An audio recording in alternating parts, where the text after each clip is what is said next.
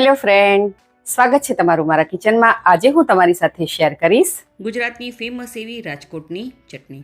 આ રાજકોટની ચટણી ઘરે બનાવવી ખૂબ જ સહેલી છે અને આ ચટણી તમે કોઈ પણ ફરસાણ સાથે, ચાટ સાથે અથવા તો વ્રત ઉપવાસમાં પણ તમે ખાઈ શકો છો. અને આ ચટણીમાં બે જ મુખ્ય વસ્તુ છે. એક તો છે સિંગદાણા અને બીજા છે તે લીલા મરચાં. અને આ ચટણી એકવાર બનાવીને તમે 1 અઠવાડિયા સુધી ફ્રીજમાં સ્ટોર કરી શકો છો. તો ચાલો રેસીપી શરૂ કરીએ. નવી રેસીપી શીખવા માટે મારી ચેનલને સબસ્ક્રાઈબ કરજો અને બાજુમાં આપેલા બેલ આઇકોનને જરૂરથી પ્રેસ કરજો, એટલે નવી રેસીપીના નોટિફિકેશન સૌથી પહેલાં તમને મળે. તો સૌથી પહેલાં આપણે એક મિક્સર જાર લઈશું અને મેં અહીં અડધો કપ જેટલા સિંગદાણા લીધા છે, જે આપણે કાચા જ લેવાના છે.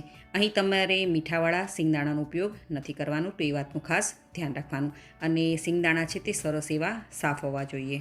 હવે મિક્સર જારનું ઢાંકણ બંધ કરી તેને આપણે કરકરું ગ્રાઇન્ડ કરી લઈએ. આ મગફળીના દાણા આપણે એકદમ સ્મૂથ નથી ગ્રાઇન્ડ કરવાના, નહીંતર તેમાંથી તેલ રિલીઝ થશે અને ચટણી છે તે આપણી ખરાબ થઈ જશે. તેથી મિક્સરને આપણે પલ્સ મોડ ઉપર એટલે કે ચાલુ બંધ કરીને તેને સરસ એવું ગ્રાઇન્ડ કરી લેવાનું છે. તો તમે જોઈ શકો છો કે સિંગદાણાને સરસ એવા મેં ગ્રાઇન્ડ કરી લીધા છે અને તેનું ટેક્સચર છે તે આવી રીતે કરકરું હોવું જોઈએ.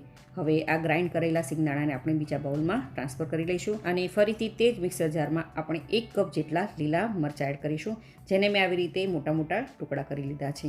અને આ ચટણી થોડી તીખી હોય છે, તો આપણે અડધો કપ સિંગદાણાની સામે આપણે 1 કપ જેટલા લીલા મરચાં લેવાના છે. અહીં મેં આ મરચાં થોડા ઓછા તીખા અને થોડા વધારે તીખા એમ બંને મિક્સ કરીને એડ કર્યા છે. હવે મરચાં સરસ એવા ગ્રાઇન્ડ થઈ જાય તેના માટે સ્વાદ અનુસાર આપણે મીઠું એડ કરીશું અને મિક્સર જારનું ઢાંકણ બંધ કરીને આપણે તેને સરસ એવું ગ્રાઇન્ડ કરી લઈએ. તો તમે જોઈ શકો છો કે મરચાં છે તે સરસ એવા ગ્રાઇન્ડ થઈ ગયા છે અને તેનું ટેક્સચર પણ આવી રીતના રાખવાનું છે.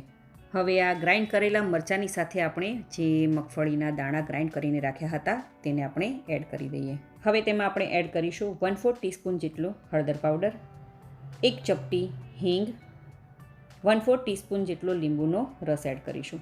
બહાર જે ચટણી મળે છે તેમાં લીંબુના રસની જગ્યાએ અહીં લીંબુના ફૂલનો ઉપયોગ એટલે કે સાઇટ્રિક એસિડનો ઉપયોગ કરવામાં આવે છે, પરંતુ આપણે આ ઘરે બનાવી રહ્યા છીએ તો આપણે તેમાં લીંબુનો રસ એડ કરીશું. ત્યારબાદ મિક્સર જારનું ઢાંકણ બંધ કરી ફરીથી આપણે તેને ચટણી ફોર્મમાં ગ્રાઇન્ડ કરી લઈએ. તો તમે જોઈ શકો છો કે ચટણી મેં સરસ એવી ગ્રાઇન્ડ કરી લીધી છે. તો અહીં જુઓ, ચટણીનું જે ટેક્સચર છે તે એકદમ ઠીક છે અને કલર પણ ખૂબ જ સરસ એવો આવ્યો છે. તો અહીં આ ચટણી ખાવા માટે બિલકુલ તૈયાર છે અને આ ચટણી તમે આમ પણ ખાઈ શકો છો. તો ઘણા લોકો આ ચટણીને પાતળી કરીને પણ ખાય છે, તો આ ચટણી પાતળી કરવા માટે તમે અહીં પાણીનો ઉપયોગ અથવા તો દહીંનો ઉપયોગ પણ કરી શકો છો. તો રેડી છે આપણી આ રાજકોટની ફેમસ એવી ચટણી.